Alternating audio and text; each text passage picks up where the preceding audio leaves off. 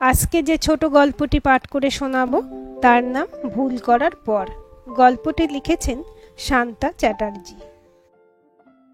আজও অফিস বেরোবার সময় খেয়ে যাওয়া হলো না ভাস্বতীর। আসলে সব দিকে এত রকম সামলাতে সামলাতে নিজেরটাই ঠিক করে হয়ে ওঠে না ওর। আসলে যে মানুষটা জীবনে অন্য মানুষটাকে সবচেয়ে বেশি বিশ্বাস করে আর ঠকে, তার বোধহয় আর নিজের দিকে তাকাতে ইচ্ছে করে না, কিংবা তাকালেও সেটা যত্নের নয়, অবহেলা বা অনাদরের হয়। কোনো এক বসন্তের হলুদ পাখির মতো করেই একদিন হলুদ রঙের সবুজ কমলা গঙ্গা যমুনা পাড়ে শাড়ি পরে যেদিন কলেজে হাজির হয়েছিল ভাস্বতী, সেদিনটা আজও চোখ বুঝলেই যেন ঠিক সেই দিনটির রূপ রস রং গন্ধ উজ্জ্বল নিয়ে হাজির হয় আবার। যেন সময়টার কোথাও এগোয়নি, থেমে আছে ঠিক ওইখানেই। সত্যিই যদি থেমে থাকতো সেই সাধারণ টি শার্ট জিন্স পরা ছেলেটার জাগতিক চাওয়া পাওয়া, যদি থেমে থাকতো সেই মানুষটার মধ্যেকার খাঁটি মনটা, তাহলে বোধহয় ভাস্বতীর জীবনের বসন্তের হলুদ রঙটা আর ফিকে হতো না। ভেবে একটা বড় দীর্ঘশ্বাস বেরিয়ে এলো ভাস্বতীর বুক থেকে। আজ আবার ভাস্বতীর ছোট্ট ছেলেটার স্কুলে পিটিএম আছে, সেখানে তো যেতেই হবে। আগের দুপুর সময়টা বড্ড ভালো লাগতো ভাস্বতীর। কলেজের প্রথম কয়েকটা ক্লাস করেই হাত ঘড়ির দিকে বারবার তাকানো। শীত গরম বর্ষা সব ঋতুতেই কপালে বিন্দু বিন্দু ঘামের আভাস, বুক জুড়ে ধুকপুকানি, কেমন যেন একটা মৃদুমন্দ লয়ের গতি সারাটা শরীর জুড়ে।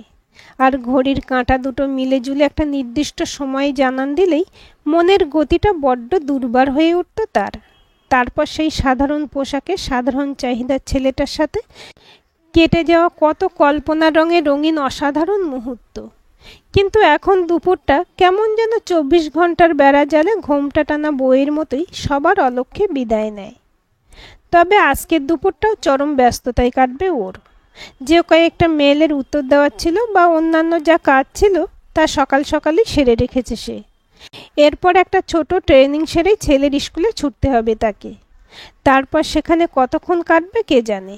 যদি 5টার মধ্যে হয়ে যায় তবে একরকম, আর যদি না হয় তাহলে এখন কত হিসেব নিকেশের মধ্য দিয়ে নিজের হাতে সময়টাকে যোগ বিয়োগ গুণ ভাগ করতে হয়, ভাবতে হয় কত পারমুটেশন কম্বিনেশনের জটিল ফর্মুলা।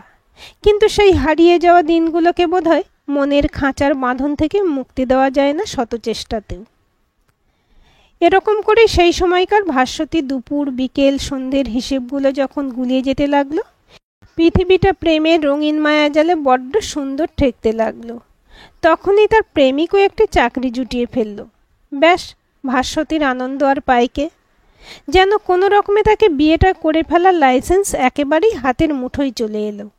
কারণ ভাস্বতী জানত বেকার কোনো ছেলের হাতে তার বাবা মা কখনোই তাকে তুলে দেবে না। তারপর অনেক কাণ্ডের পর একদিন ছাদনাতলায় 4 হাত আর 4 চোখের মিলন হয়েই গেল। এবার ভাস্বতীর স্বপ্ন সত্যি হওয়ার পালা। কলেজ জীবনে লুকিয়ে ধরা হাতগুলো আজ একে অন্যের ওমে সিক্ত হবে। দোলের সময়কার এক মুঠো আবিরাজ কপালের আর গালের এক চিলতে সিঁদুর মাখামাখি হোকে নববধূর মতো লাজরাঙা করে দেবে, এমনটাই ভেবেছিল ও।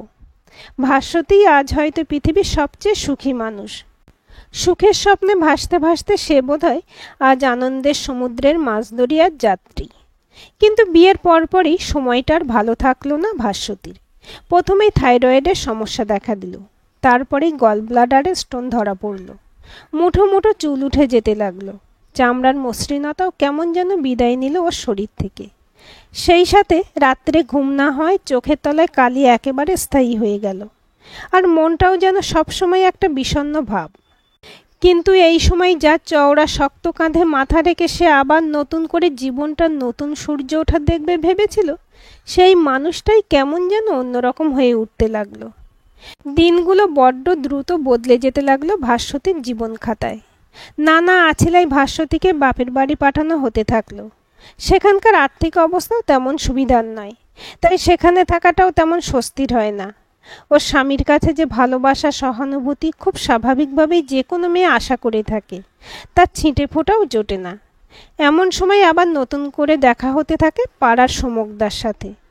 ওর যে এককালে ভাস্বতীর উপর বেশ জোরদার ভালো লাগা ছিল সেটা জানতো ভাস্বতী, কিন্তু ওর প্রেমিক আর বর্তমান স্বামী অনিকের প্রেমের কাছে ওর আর সব কিছুই কেমন যেন ফিকে লাগতো। তাই সেভাবে কখনোই কিছু স্পষ্ট করে বলা হয়ে ওঠেনি ওকে। এখনও সেভাবে কিছুই বলা হলো না তাকে, বরং অতীত বর্তমানের জটিলতার মিশেলে কেমন যেন ছেঁড়া ফাটা একটা জীবন কাটতে লাগলো ওর। এরই মধ্যে নতুন একটা প্রাণের খবর নিজের শরীরে টের পেল ভাস্বতী। এবারও অনিকের কাছ থেকে কোনো উষ্ণ ভালোবাসার পরশ জুটল না ওর কপালে, বরং অনিকের চাকরির তত্ত্বরিয়ে উন্নতি আর ঝাঁচকচকে আসবাবের আড়ালেই কেমন যেন পিষে যেতে থাকলো ওর নরম মনটা। এমন একটা সুখবরেও অনিকের মন টলল না। এরপর একদিন ওর কোল আলো করে জন্ম নিল ছোট্ট সন্তান। সন্তানের নাম রাখা থেকে শুরু করে ওর কোনো ব্যাপারেই কোনো অধিকার রইল না ভাস্বতীর। স্বামী অনিকের থেকে ক্রমাগত ঔদাসীন্য পেতে পেতে নিজের প্রতি বিশ্বাসটাও ঠেকেছিল তলানিতে। অনিক যখন হয়তো ইচ্ছে করে ওকে শুনিয়ে যখন অফিসের হাজারো যোগ্য শিক্ষিত স্মার্ট মেয়েদের গুণপনার কথা বলতো, তখন ভাস্বতী নিজেকে কেমন যেন অপদার্থ মূল্যহীন মনে হতো। বাড়ি থেকে বেরোনোর উপায়ও কমে যাচ্ছিল। সারাটা দিন ঘরের সব কাজ মুখ বুজে করা আর খোঁটা অপমান ও ঔদাসীন্য সহ্য করা, এই হয়ে উঠেছিল ওর রোজকার জীবনে রোজ নামচা। এমন করেই হয়তো জীবনটা ওর বয়ে যেত সাধারণ মধ্যবিত্ত পরিবারে। আরও অন্য অনেক মেয়ের মতোই দুঃখ, যন্ত্রণা, অপমান, অবহেলাতেই কেটে যেত ওর জীবনটা, যদি না আবারও একবার সমুকদার সাথেও দেখা হতো। এখন বাপের বাড়ি যাওয়া আগের চেয়ে অনেক কমে গেলেও মায়ের অসুস্থতার খবর শুনে একবার গিয়েছিল ভাস্বতী। ফেরার পথে সমুকদা যখন খুব সাধারণভাবেই ও কেমন আছে জানতে চাইল, তখন কি করে যেন ওর মনে জমে থাকা দলা পাকানো কষ্টগুলো বাঁধ ভাঙা নদীর জলস্রোতের মতো বেরিয়ে এলো। বুকটাও যেন অনেকটাই হালকা হলো মেয়েটার। সব কিছু শুনে সমুকদা একটা কথাই বলল, সেটা হলো পড়াশোনা শিখেছিস নিজের যোগ্যতায়, সেই পড়াশোনাকে কাজে লাগিয়েই আবার নিজের মতো করে বাঁচ, মানুষের মতো করে মানুষ কর তোর সন্তানকে। কথাটা শুনে মনটাই যেন জোর পেল ভাস্বতী। সত্যি কেউ তো এমন করে ওকে বোঝায়নি যে ওরও একটা নিজস্ব মূল্য আছে। শুধু অর্থের দম্ভের চাপে পিষ্ট ক্লিষ্ট হতে হতে সে নিজের বিদ্যার শিক্ষাটুকুই ভুলতে বসেছিল। তাই সমুকদার কথায় উৎসাহ পেয়ে সকলের চোখের আড়ালে বাড়ির সব কাজ নিখুঁতভাবে করে নিজের সন্তানের যত্ন আত্মীর কোনো ত্রুটি না রেখেই শুরু হলো ওর নিজের যোগ্যতা প্রমাণের লড়াই। রাত্রে সকলে ঘুমিয়ে পড়ার পর সারাদিনের অক্লান্ত পরিশ্রমের শেষেও নিজেকে প্রস্তুত করার সেই হার না মানার লড়াই চলল একেবারেই গোপনে। তবে বেশ কিছুদিন লেগে থাকার ফল একদিন মিলল। এতদিনের প্রচেষ্টায় সোনালি রং ধরল। একটা সরকারি চাকরি জুটল ভাস্বতীর কপালে। ভালোভাবে সব কিছু মিটে যাওয়ার পর চাকরিতে জয়েনও করল সে। নিজের যোগ্যতা প্রমাণ করে এরপর ভাস্বতী ভাবল যে এবার হয়তো অনিকের চোখে ও স্বামীর চোখে মর্যাদা পাবে। কিন্তু তখনই ও আরও একবার জোর ধাক্কা খেল। এতদিন ধরে চাকুরিরতা মেয়েদের প্রশংসায় পঞ্চমুখ অনিক আজ তার নিজের বউয়ের চাকরি করা নিয়ে নিকৃষ্টতম সমালোচনায় নামল। সব দিক থেকে নিজের সব কিছু উজাড় করে দিয়ে অনিকের মনের মতো হতে চেয়ে এত লাঞ্ছনা, এত কষ্ট আশা করেনি ভাস্বতী। তাই এমন করেই ভাস্বতীর দিন রাতগুলো আবারও ভরে গেল কালো কালির অন্ধকার আঁচড়ে। আবারও মনের দুঃখে আর মন হালকা করতে ও ছুটে গেল সমুকদার কাছে। এবারও সমুকদা ওকে সঠিক পথে দিশা দেখালো।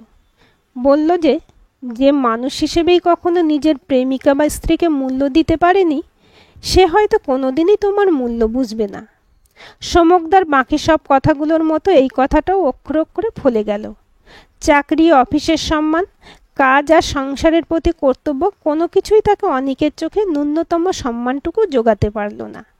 বরং ওই মানুষটার চোখে নিজের ছোট হওয়া দেখতে দেখতে ভাস্বতীর মনের শান্তিটুকু উদা হতে থাকলো। আসলে অনিকের কোথায় ঠিক ওকে নিয়ে সমস্যা তা হয়তো ধীরে ধীরে বুঝতে পারছিল ভাস্বতী। অনিক আসলে পুরোটাই নিজের ইগোকে প্রাধান্য দিতে চায়। নিজের সাফল্যের আয়নায় নিজেরই প্রেমিকা বা স্ত্রীকে খাটো করতে চায়। আবার সেই স্ত্রী নিজের ঔজ্জ্বল্যে সেই আয়নার সামনে এসে দাঁড়ায় যখন, তখন সেই আলো তার সহ্য হয় না।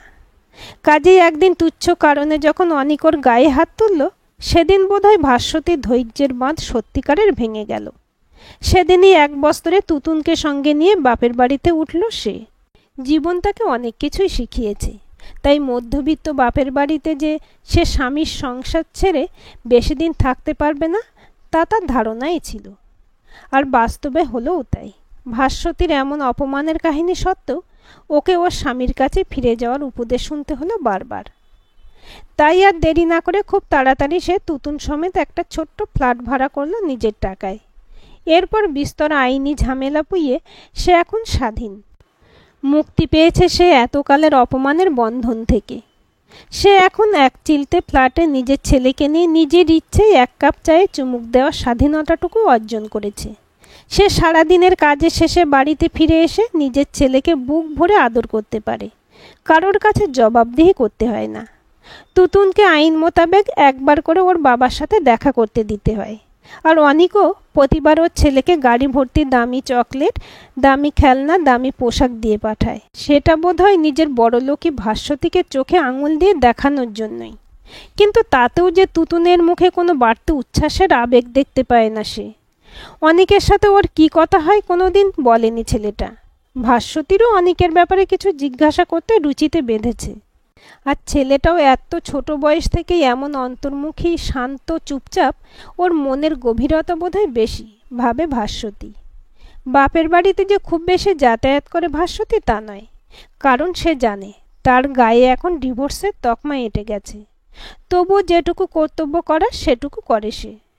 আর হ্যাঁ, সমকদার সাথে যোগাযোগটা সে এখনও বজায় রেখেছে, কারণ সেই তো ভাস্বতীকে নিজের জীবনের অসহায়তার অন্ধকার থেকে আলোর পথে দিশা দেখিয়েছিল।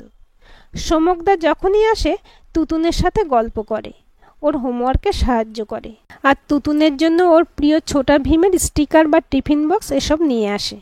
সেসব দেখে ছেলেটা সত্যিকারের আনন্দ পায়, লাফাতে লাফাতে খেলতে থাকে সেগুলো নিয়ে। ছেলেটার আনন্দ দেখলে ভাস্বতীরও মনটা ভরে যায়। সমকদার সাথে তার টুকটাক কথা হয়। সমকদা আজও বিয়ে করেনি, সেটা হয়তো ভাস্বতীর কথা ভেবেই। অন্তত ভাস্বতী তাই মনে হয়।